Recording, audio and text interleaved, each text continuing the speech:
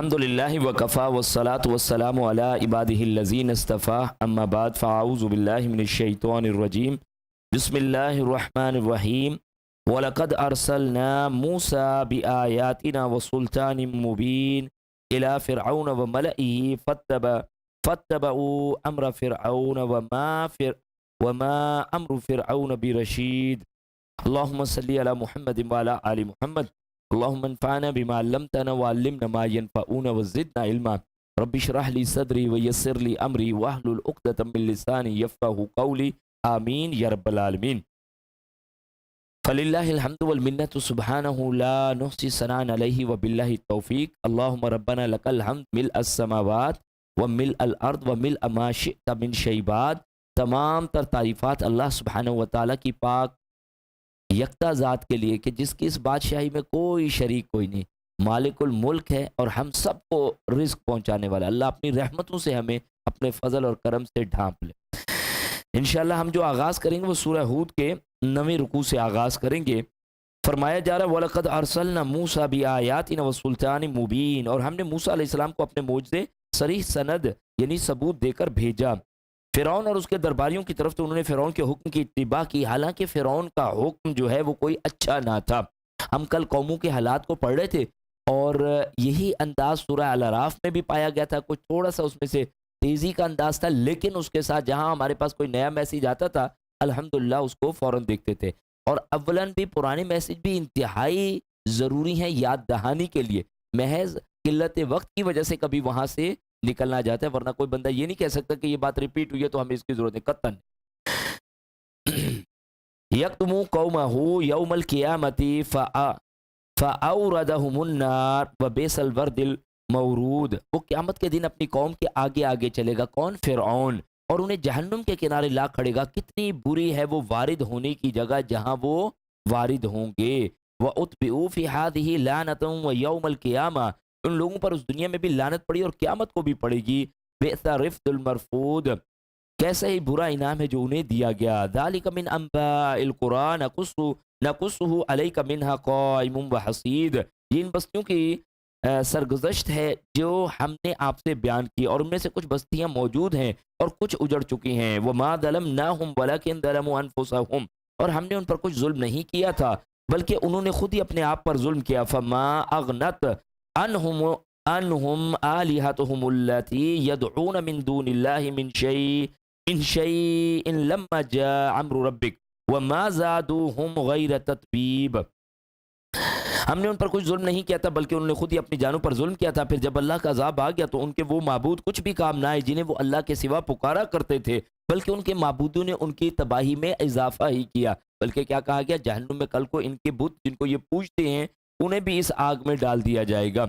وَكَذَلِكَ أَخْذُ رَبِّكَ إِذَا أَخَذَ الْقُرَىٰ وَهِيَ ظَالِمَةٌ، اور جب بھی آپ کا رب کسی ظالم بستی کو پکڑتا ہے تو اس کی گرفت ایسی ہی ہوتی ہے.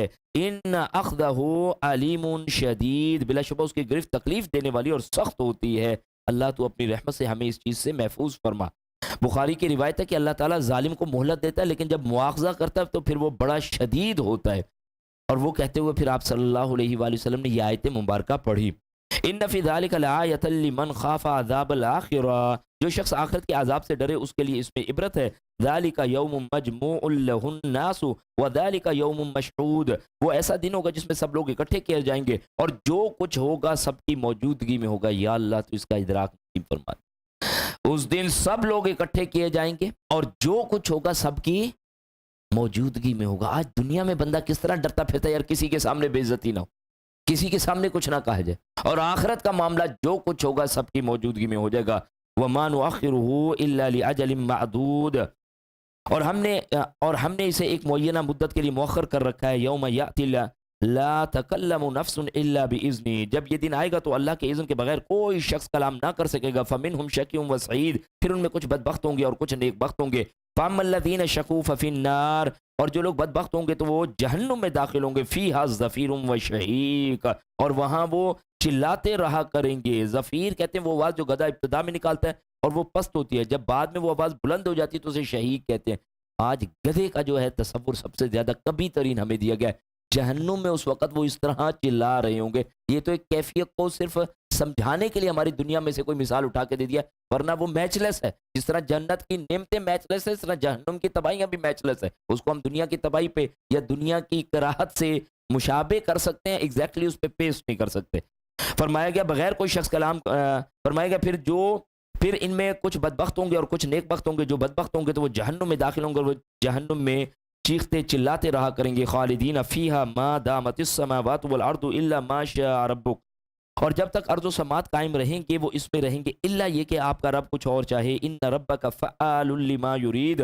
آپ کا رب جو چاہتا ہے وہ کر گرنے کی پوری قدرت رکھتا ہے. یہ جو الفاظ فرمائی جا رہی ہیں نا کہ ما دامت السماوات والارض، یہ اصلاً جو ہے محاورہ ہے. یعنی جس طرح ہمیں زمین و آسمان دائمی نظر آتے ہیں، دائمی، پتہ ہی نہیں کب سے ہیں کب تک رہیں گے، کچھ پتہ نہیں، تو کہا ہمیشہ ہمیں جہنم میں رہیں گے. اچھا بعض نے اس جگہ پہ کہا کہ نہیں، ایسا بھی ہو سکتا ہے کہ جب تک زمین و آسمان ہے پھر یہ معدوم کر دی جائے تو ان کی سزا معاف کر. لیکن یہ کیسی بات ہے؟ یعنی کہ اگر بالفرض یہ نہ ہو تو پچھلی بات کیا ہے؟ اور وہ ایک اسلوب موجود ہے کہ زمین و آسمان جب تک رہے، اور اس کو ہمیشگی کے جملے کے لیے عرب استعمال کرتے ہیں، یہ مفہوم ہے. اور ویسے بھی یہ تو گناہ پہ دیدہ دلیری ہو جائے گی نا. اچھا ایک دن مٹ ہی جائیں گے، ہے نا، یہ وہی والا تصور کہ جہنم میں سے نکل ہی آئیں گے. اللہ اس سے محفوظ فرمائے. اللہم اجرنا من النار، اللہ تو ہمیں جہنم کے آگ سے محفوظ فرما. مکی قرآن میں کیا محسوس کر رہے ہیں بھائی؟ اللہ سے ڈر جاؤ، اللہ سے ڈرنے والے بنو. یہ دنیا کی چیزیں بیمانی ہیں، اس پہ ایسا دل لگا کے اپنے رب کو نہ چھوڑو. بار بار بار بار بار بار ایک پیغام دیا جا رہا ہے، اور یقین کیجیے ادھر سے جا کے پھر ایڈز دیکھتے ہیں، چیزیں دیکھتے ہیں، دنیا دیکھتے ہیں، اپنی دنیا میں کھوتے ہیں تو سارا برابر ہو جاتا ہے، ملٹی پلائی بھی زیرو ہے. صحیح شدید ترین اٹریکشن ہے دنیا کی. وَأَمَّا الَّذِينَ سُعِدُوا فَفِي الْجَنَّةِ خَالِدِينَ فِيهَا مَا دَامَتِ السَّمَاوَاتُ وَالْأَرْضُ إِلَّا مَا شَاءَ رَبُّكَ عَطَاءً غَيْرَ مَجْذُوذٍ. اور نیک بخت جو ہیں وہ جنت میں ہی رہیں گے جب تک کہ ارض و سماوات قائم ہے، الا یہ کہ آپ کا رب کچھ اور چاہے، اور یہ بخشش کبھی بھی منقطع نہ ہوگی. بس اے نبی، جن چیزوں کی یہ لوگ عبادت کرتے ہیں ان کے بارے میں شک میں نہ رہیے. یہ تو ایسے ہی پوج رہے ہیں جیسے ان سے پہلے ان کے آباء و اجداد پوجتے رہے تھے، اور ہم بلا کم اوقات انہیں ان کا پورا پورا حصہ دے دیں گے. وَلَقَدْ آتَيْنَا مُوسَى الْكِتَابَ فَاخْتُلِفَ فِيهِ. ہم نے موسیٰ علیہ السلام کو کتاب دی جس میں اختلاف کیا گیا. وَلَوْلَا كَلِمَةٌ سَبَقَتْ مِن رَبِّكَ لَقُضِيَ بَيْنَهُمْ. اور اگر آپ کے رب کی طرف سے حکم پہلے سے طے شدہ نہ ہوتا تو ان کے درمیان میں فیصلہ کر دیا جاتا، اور وہ بھی اس کے بارے میں بے چین کر دینے والے شک میں پڑے. اللہ ہمیں اس شک کی کیفیت سے محفوظ فرمائے.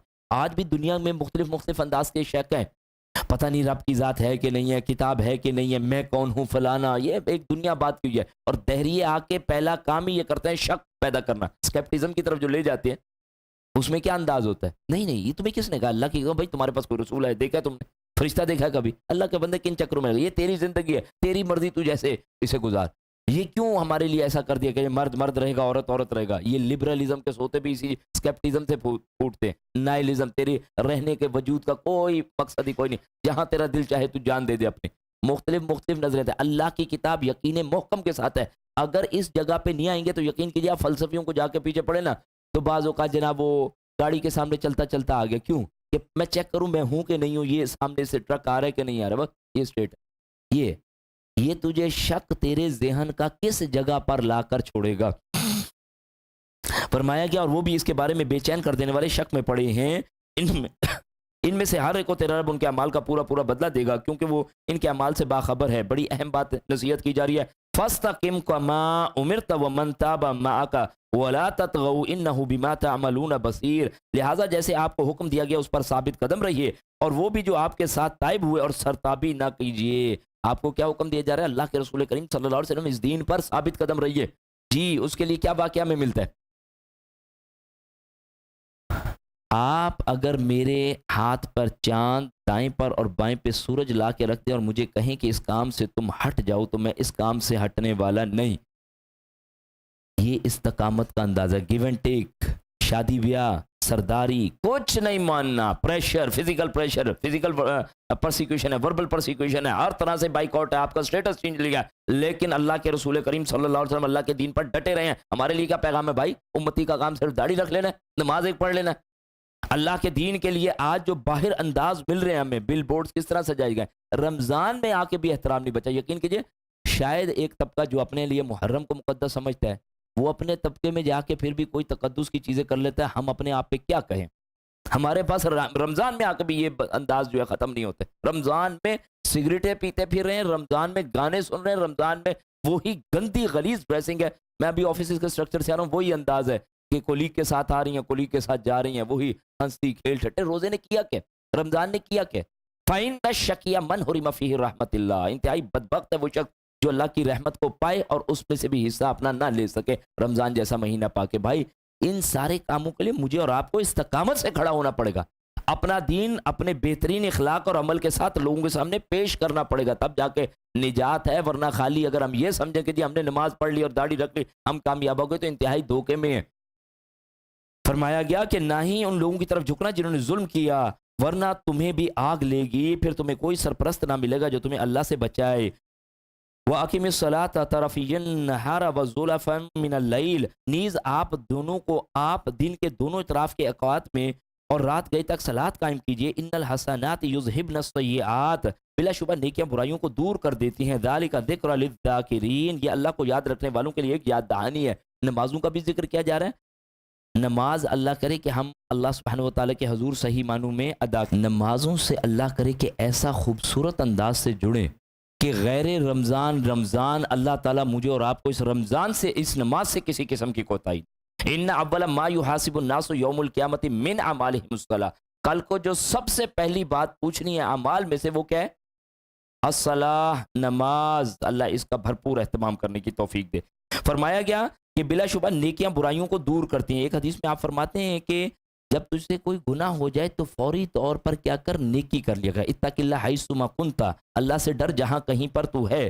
اور جب بھی تجھ سے کوئی گناہ ہو جائے تو فوری طور پر رب کے حضور جھک جا. وہ تیرا جھکنا وہ تیری نیکی اللہ نے چاہا تیرے گناہ کو مٹا دے گی. جامع ترمذی کی روایت ہے. وَاصْبِرْ فَإِنَّ اللَّهَ لَا يُضِيعُ أَجْرَ الْمُحْسِنِينَ. اور صبر کیجئے یقیناً اللہ نیکی کرنے والوں کو اجر کو ضائع نہیں کرتا. فَلَوْلَا كَانَ مِنَ الْقُرُونِ مِنْ قَبْلِكُمْ أُولُو بَقِيَّةٍ يَنْهَوْنَ عَنِ الْفَسَادِ فِي الْأَرْضِ إِلَّا قَلِيلًا مِّمَّنْ أَنْجَيْنَا مِنْهُمْ. اور جو قومیں تم سے پہلے گزر چکی ہیں ان میں سے ایسے اہل خیر کیوں پیدا نہ ہوئے جو دوسروں کو زمین میں فساد کرنے سے روکتے ہیں، سوائے تھوڑے کہ جنہیں ہم نے ان میں سے بچا لیا. بڑی اہم بات آ رہی ہے. ہمارا یہ کردار ہونا چاہیے کہ پیچھے اپنے کیا چھوڑ کے جائیں؟ جو اللہ کے دین پر چلنے والے ہوں. کیوں نہ ہوئے ان میں سے ایسے لوگ جو پیچھے اپنے ایسے لوگ چھوڑ جاتے یا وہ کیا کرتے؟ لوگوں کو فساد مچانے سے روکتے. اپنے لیے صدقہ جاریہ. بھائی اللہ کرے کہ مجھے اور آپ کو اس کی توفیق ملے کہ اپنے پیچھے خیر کے جملے کہنے والے جس سے ہمارا اکاؤنٹ بڑھ سکے. امر بالمعروف و نہی عن المنکر کی بھی اہمیت کو یہاں پر بیان کیا جا رہا ہے. جو قومیں تم سے پہلے گزر چکی ہیں ان میں سے ایسے اہل خیر کیوں پیدا نہ ہوئے جو دوسروں کو زمین میں فساد کرنے سے روکتے، سوائے تھوڑے کے جن میں سے جنہیں ہم نے ان میں سے بچا لیا. اور جو ظالم تھے وہ اسی عیش و عشرت کے پیچھے لگے رہے جو انہیں مہیا تھی اور وہ مجرم بن کے رہے. اللہ تو اس انجام بد سے محفوظ فرما. یعنی کہ آج اس عیش پرستی میں پڑھ کے اپنے رب کو بھول جانا یہ انجام مجرمانہ ہے جو کہ بہت ہی خطرناک ہے. فرمایا گیا وَمَا كَانَ رَبُّكَ لِيُهْلِكَ الْقُرَىٰ بِظُلْمٍ وَأَهْلُهَا مُصْلِحُونَ. اور آپ کے رب کے لائق یہ نہیں کہ وہ بستیوں کو تباہ کر دے ناحق حالانکہ وہ بشندے اصلاح کرنے والے ہوں. وَلَوْ شَاءَ رَبُّكَ لَجَعَلَ النَّاسَ أُمَّةً وَاحِدَةً. اور اگر آپ کا رب چاہتا تو سب لوگوں کو ایک ہی امت بنائے رکھتا. وَلَا يَزَالُونَ مُخْتَلِفِينَ. مگر وہ اختلاف کرتے ہی رہیں گے. اصل میں دیکھیے آج چوائس دے اس کا مطلب یہ نہیں کہا کہ رب نے اختلافی راستہ رکھ دیا. اس کا مطلب یہ ہے کہ حق موجود ہے. اچھا بہت کم ہی لوگ ہیں جو اس حق کو پا پاتے ہیں ورنہ اختلاف کا شکار ہو جاتے ہیں. اور جو بندہ بھی اپنے رب سے حق کی طرف جو رہنمائی مانگے گا اللہ اپنی رحمت سے اسے حق کی طرف چلا دے گا. الا من رحم ربک. ماں سوائے اس کے کہ جن پر آپ کے رب رحم کر دے. اللہ نے تو انہیں پیدا ہی اختلاف کے لیے کیا. یہ بات ابھی میں نے سمجھا دی. امید ہے کہ اس میں پھر وہ کنفیوژن نہیں ہوگی. اختلاف کے لیے پیدا کیا یعنی اختلاف کی راہیں موجود ہیں. جو حق پر چلنا چاہے گا حق پر چلے گا اور جو ان اختلافی راہوں میں بھٹک کے اپنے آپ کو ختم کرنا چاہتا ہے تو اس کے پاس چوائس ہے.